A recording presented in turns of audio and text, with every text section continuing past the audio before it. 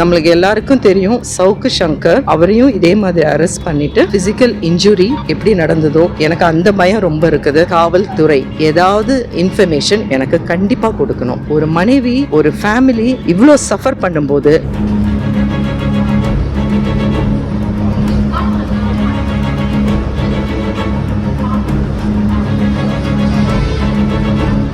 நம்மளுக்கு எல்லாருக்கும் தெரியும் சவுக்கு சங்கர், அவரையும் இதே மாதிரி அரெஸ்ட் பண்ணிவிட்டு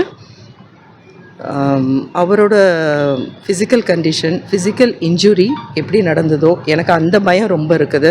எங்கள் ஹஸ்பண்டுக்கு ஏதாவது இது மாதிரி பிரச்சனை வருமா, அவருக்கு பேசிக் ஃபெசிலிட்டிஸ் கொடுத்துருக்குறாங்களா, அது நான் எதுவுமே அரெஸ்ட் பண்ணினதை நான் குற்றமாகவே சொல்லவில்லை.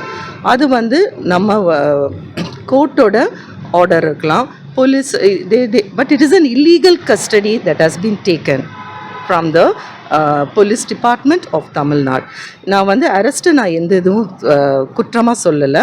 ஆனால் எதுக்காக எனக்கு அப்டேஷன் எங்கள் ஹஸ்பண்டோட வேர் அபவுட்ஸு நீங்கள் தரதுக்கு தயங்குறீங்க, எனக்கு இன்னும் புரியல.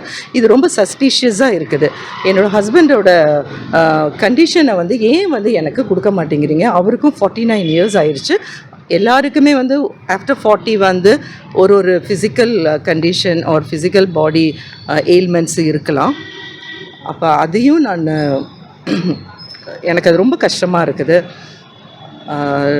2 டேஸாக எந்த வித தகவலும்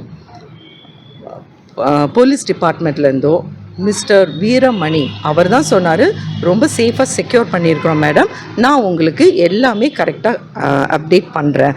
அவர் ட்ரெயினில் வராங்களா, ஃப்ளைட்டில் வராங்களா, என்ன மோட் ஆஃப் டிரான்ஸ்போர்ட்டேஷன் நான் உங்களுக்கு அப்டேட் பண்ணுறேன்னு சொன்னாங்க. ஆனால் இது வரைக்கும் வரலை.